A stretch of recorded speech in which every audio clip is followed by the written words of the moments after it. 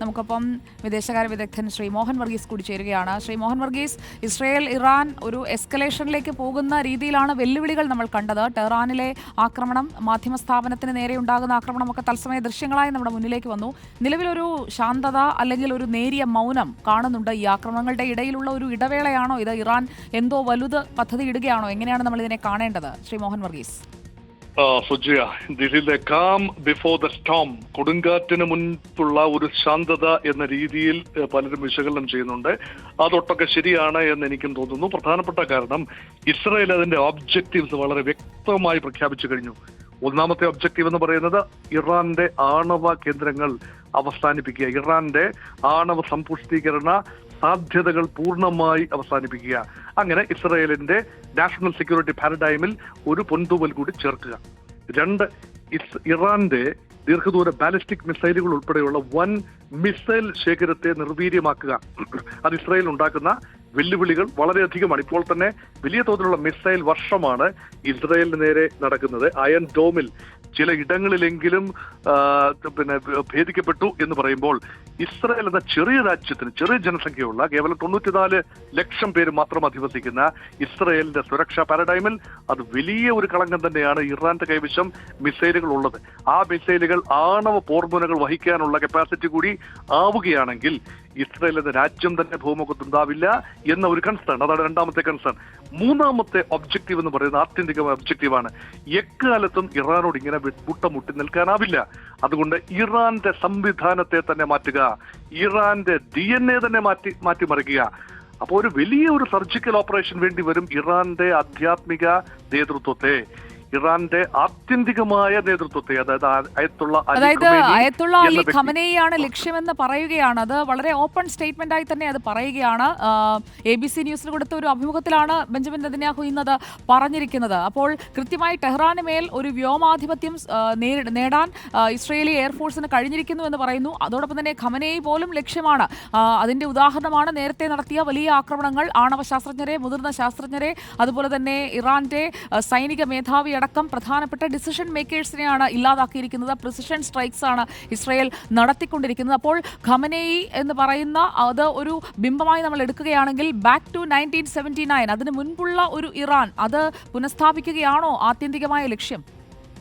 ആ സ്വപ്നം സുജയ, ഇറാൻ ഒരു ഗതകാല പ്രതാപം ഉണ്ടായിരുന്നു. അത് ഇറാൻ ഷാ പഹലവി നയിച്ചിരുന്ന 1979 വരെയുള്ള കാലഘട്ടമായിരുന്നു. അവിടെ ജനത്തിന് അഭിപ്രായ സ്വാതന്ത്ര്യമുണ്ടായിരുന്നു, ഇറാന്റെ ജനതയ്ക്ക് ആവിഷ്കാര സ്വാതന്ത്ര്യമുണ്ടായിരുന്നു, അവർക്ക് എന്ത് വസ്ത്രവും ധരിക്കാനുള്ള സ്വാതന്ത്ര്യമുണ്ടായിരുന്നു, ഫാഷൻ ഷോകൾ നടത്താനുള്ള സ്വാതന്ത്ര്യമുണ്ടായിരുന്നു, മുഖം കാണിക്കാനുള്ള സ്വാതന്ത്ര്യമുണ്ടായിരുന്നു. അതെല്ലാം ഇപ്പോൾ നഷ്ടപ്പെടുന്നു എന്ന് പരിഭവിക്കുന്ന ഒരു കൂട്ടം ജനങ്ങളുണ്ട്. അവരുടെ അസംതൃപ്തി പരമാവധി മുതലെടുത്തുകൊണ്ട് ഇറാനിൽ ഒരു ഭരണമാറ്റം ഉണ്ടാക്കാൻ സാധിക്കുമോ എന്ന നോട്ടത്തിലാണ് ഇസ്രായേൽ. അതോടൊപ്പം തന്നെ ആഴത്തിൽ ഇറാന്റെ വ്യവസ്ഥിതിക്കുള്ളിൽ, സൈനിക വ്യവസ്ഥിതി, സാമ്പത്തിക വ്യവസ്ഥിതി, ടെക്നോളജിക്കൽ ഫ്രെയിംവർക്ക്, അതോടൊപ്പം തന്നെ മിലിറ്ററി ഫ്രെയിംവർക്ക്, ഇതിനുള്ളിൽ ആഴത്തിൽ പ്ലാന്റ് ചെയ്യപ്പെട്ട ഇസ്രയേലി മോളുകളുണ്ട്.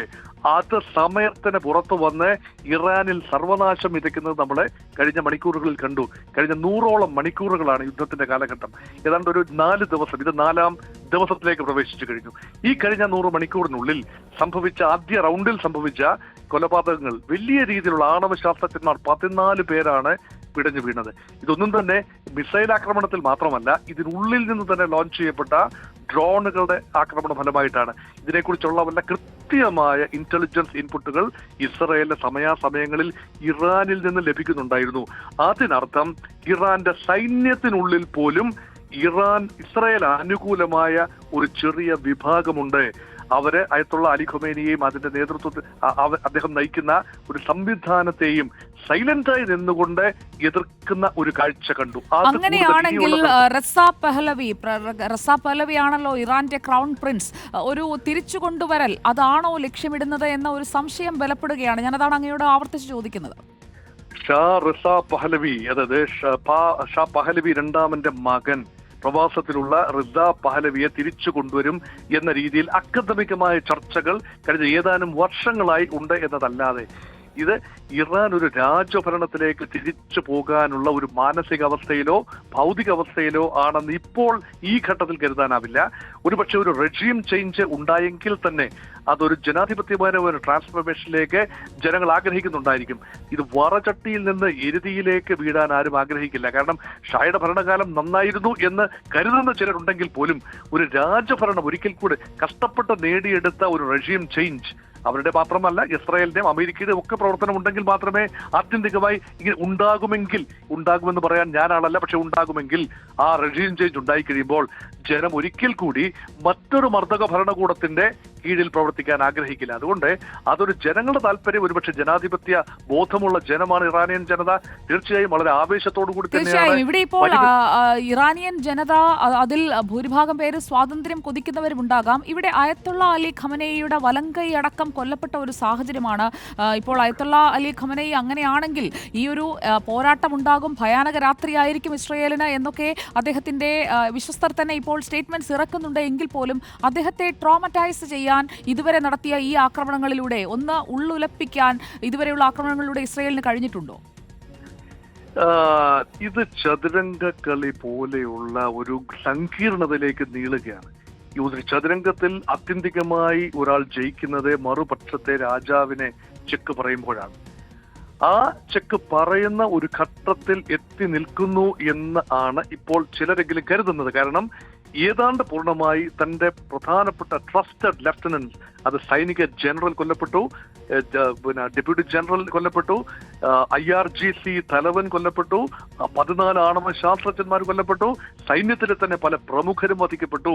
അത് മാത്രമല്ല ഒരുപക്ഷെ അയത്തുള്ള അലി ഖുമേനി ഇപ്പോൾ ജീവിതം നിലനിർത്തുന്നത് അമേരിക്ക താൽക്കാലികമായി ഇസ്രായേൽ നൽകിയ ഒരു ശാസന കൊണ്ടാണ്.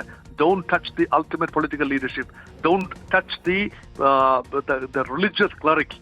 ഈ ശാസന ഇസ്രായേൽ നാളിതുവരെ ശിരസാ വഹിച്ചു. പക്ഷേ ഇനി അതിനൊരുക്കമല്ല എന്നതാണ് ഇസ്രായേൽ പ്രധാനമന്ത്രി ബെഞ്ചമിൻ നെതന്യാഹു കഴിഞ്ഞ മണിക്കൂറിൽ നടത്തിയ പ്രസ്താവനയിൽ കാണുന്നത്.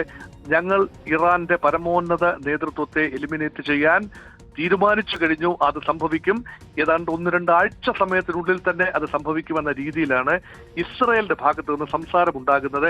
അത് ആർജവത്തോടു കൂടി തന്നെയാണ് പറയുന്നതെങ്കിൽ ആത്യന്തികമായ ലെവൽ 3 എന്നതാണ്. ആണവ നിലയങ്ങൾ ആക്രമിക്കുന്നു, മിസൈൽ രംഗങ്ങൾ ആക്രമിക്കുന്നു, അതിനു പുറമെ റെജീം ചേഞ്ചാണ്. ആ റെജീം ചേഞ്ച് കഴിഞ്ഞാൽ പിന്നീട് എന്ത് എന്നതിനെ കുറിച്ച് ഒരു ധാരണ ഇസ്രായേലിന് ഉണ്ടാകേണ്ട കാര്യമില്ല. പക്ഷേ അമേരിക്കയ്ക്ക് അത് ഉണ്ടാകേണ്ട കാര്യമുണ്ട്.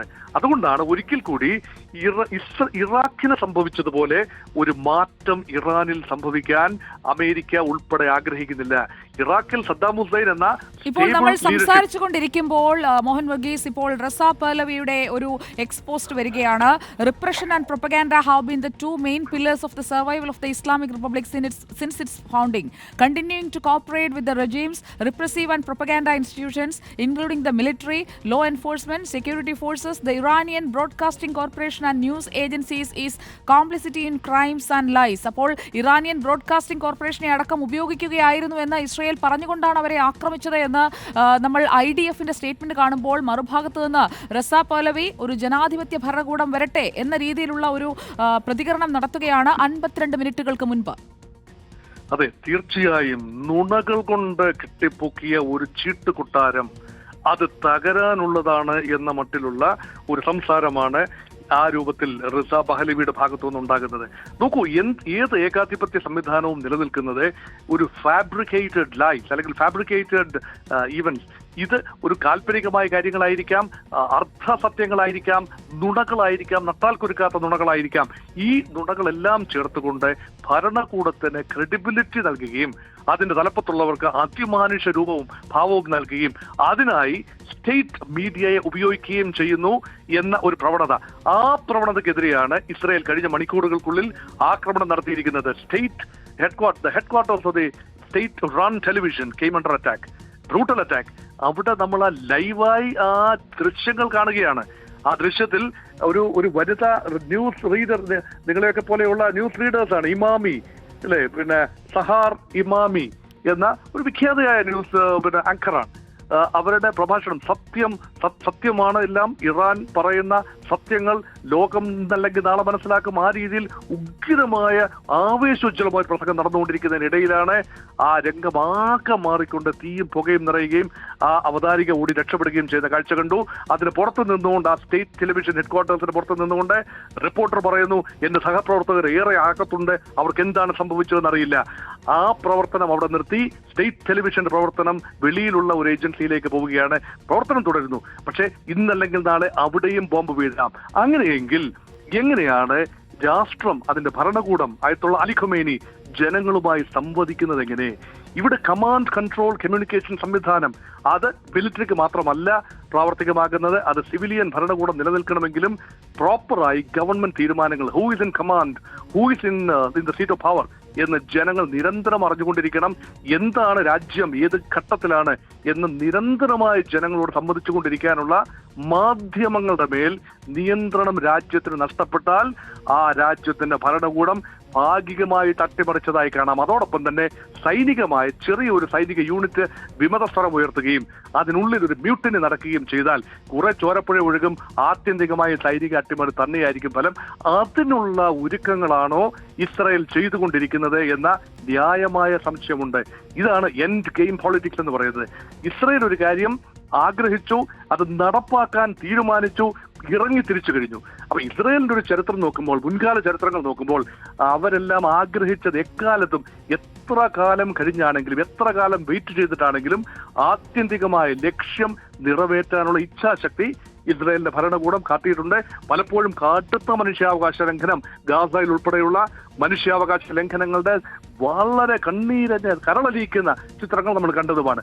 അതൊന്നും ന്യായീകരിക്കാനാവുന്ന കാര്യങ്ങളല്ല. പക്ഷേ ഇസ്രായേൽ എന്ന ചെറിയ രാജ്യത്തിന്, കേവലം 94 ലക്ഷം പേര് മാത്രമുള്ള രാജ്യത്തിന് നിലനിൽക്കണമെങ്കിൽ ഈ ഭൂമുഖത്തെ കഷ്ടപ്പെട്ട് നേടിയെടുത്ത് 2000 വർഷം പ്രവാസത്തിലായിരുന്ന ജൂത ജനത 1948 തിരിച്ചെത്തി രാഷ്ട്രം സ്ഥാപിച്ച് നിലനിൽക്കണമെങ്കിൽ, ഒരു മുക്കാൽ നൂറ്റാണ്ട് കഴിഞ്ഞതേ ഉള്ളൂ, നിലനിൽക്കണമെങ്കിൽ അസാധ്യമായ മെയ്വഴക്കം, വൈഭവം കാട്ടേണ്ടതുണ്ട്. അതുകൊണ്ട് നമ്മൾ ആരും ചിന്തിക്കാത്ത, ആരുടെ മനസ്സിലും വിരിയാത്ത ചില ആശയങ്ങൾ ഇസ്രായേലിന്റെ മനസ്സിൽ വിരിയുന്നത് തീർച്ചയായും നമുക്കത് എന്താണ് എന്നതറിയാൻ കാത്തിരിക്കാം. വളരെ നന്ദി മോഹൻ വർഗീസ്, വിദേശകാര്യ വിദഗ്ധൻ. ഈ രാത്രിയിലും ഈ പശ്ചിമേഷ്യയിലെ സംഘർഷത്തിന്റെ, യുദ്ധസമാന സാഹചര്യത്തിന്റെ വിശകലനങ്ങളുമായി റിപ്പോർട്ടറിനൊപ്പം ചേർന്നതിന്